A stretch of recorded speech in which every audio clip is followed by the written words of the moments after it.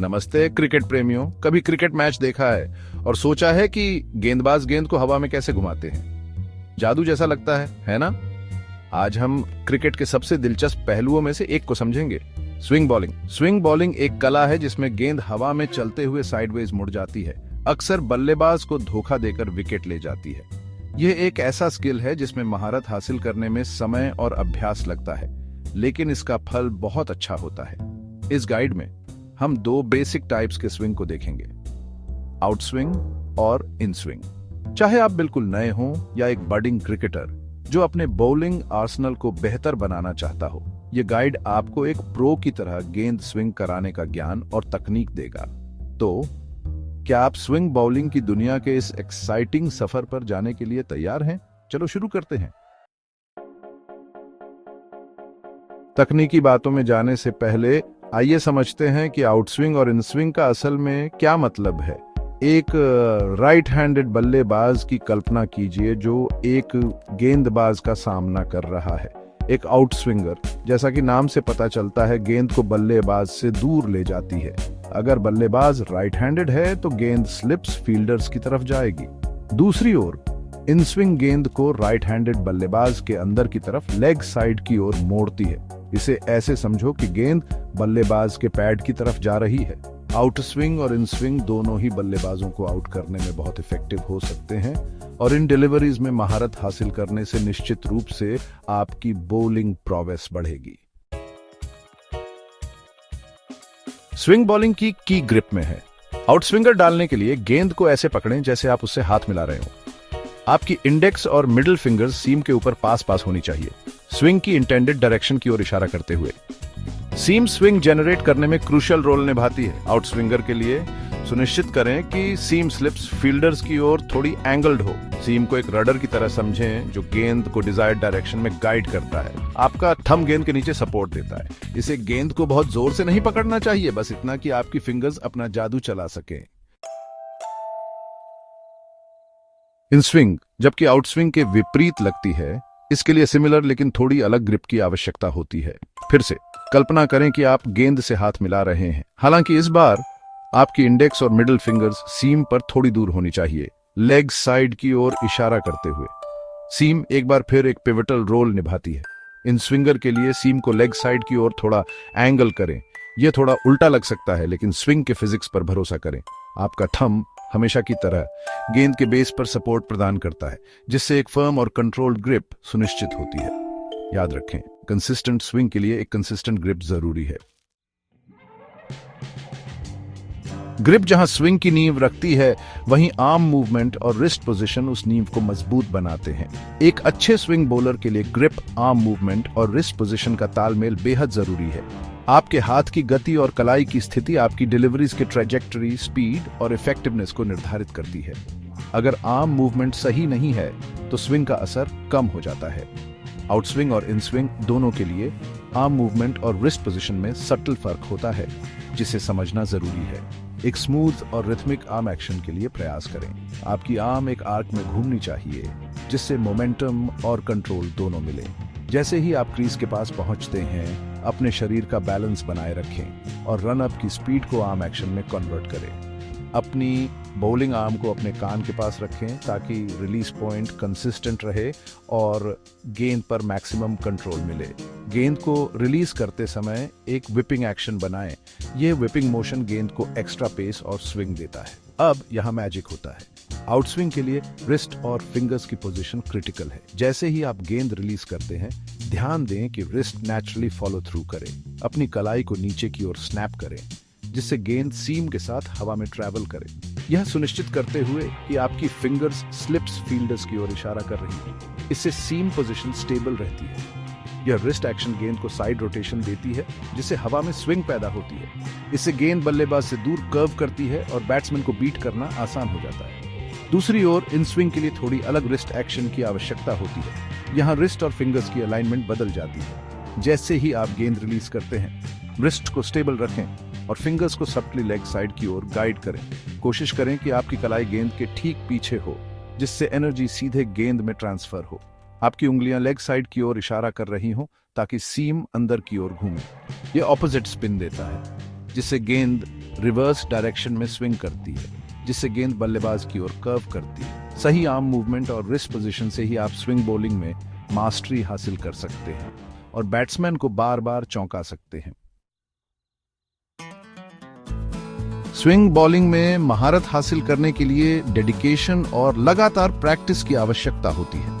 ये एक ऐसी कला है जिसमें समय, धैर्य और सही तकनीक की जरूरत होती है।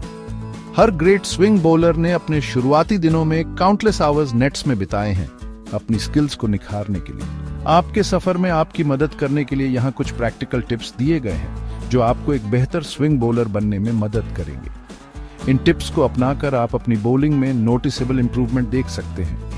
सबसे पहले टेनिस बॉल से शुरुआत करें। यह एक सिंपल लेकिन इफेक्टिव तरीका है जिससे आप स्विंग की बेसिक अंडरस्टैंडिंग डेवलप कर सकते हैं। टेनिस बॉल क्रिकेट बॉल से हल्की और स्विंग कराने में आसान होती है, जो उन्हें बिगिनर्स के लिए आइडियल बनाती है।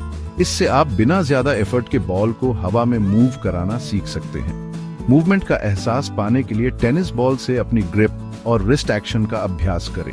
सही ग्रिप और रिस्ट पोजीशन स्विंग के लिए सबसे जरूरी है।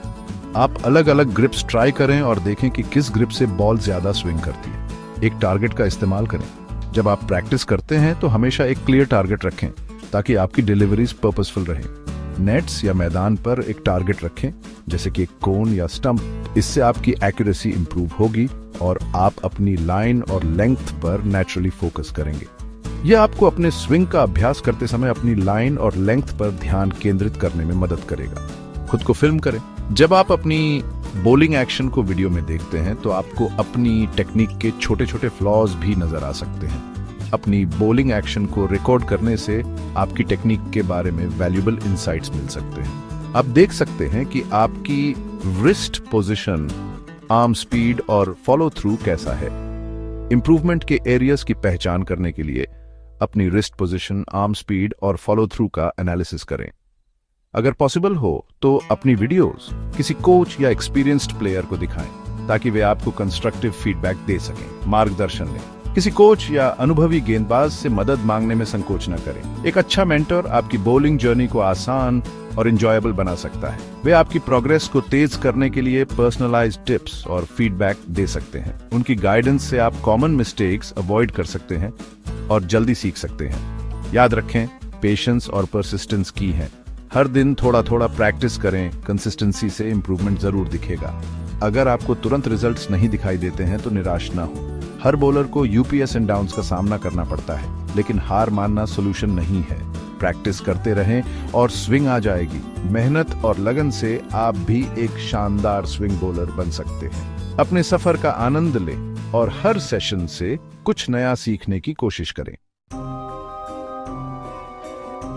सीजन्ड गेंदबाजों को भी स्विंग बॉलिंग में चुनौतियों का सामना करना पड़ता है। चाहे आप बिगिनर हों या एक्सपीरियंस्ड प्लेयर, कुछ कॉमन मिस्टेक्स हैं जो अक्सर देखने को मिलती हैं। इन गलतियों को पहचानना और सुधारना आपकी बॉलिंग को नेक्स्ट लेवल तक ले जा सकता है। सबसे पहली गलती है इनकंसिस्टेंट ग्रिप। कई बार बॉलर्स हर डिलीवरी पर ग्रिप बदल देते हैं या ग्रिप ढीली रखते हैं, जिससे स्विंग पर असर पड़ता है।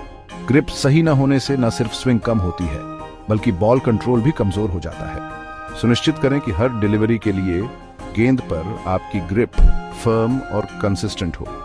ग्रिप को बार बार एडजस्ट करने की बजाय एक कंफर्टेबल और इफेक्टिव ग्रिप डेवलप करें, जिससे आप प्रेशर सिचुएशंस में भी कॉन्फिडेंट रहें। ग्रिप में कोई भी वेरिएशन सीम पोजीशन और स्विंग को प्रभावित कर सकती है। सीम अलाइनमेंट पर ध्यान दें।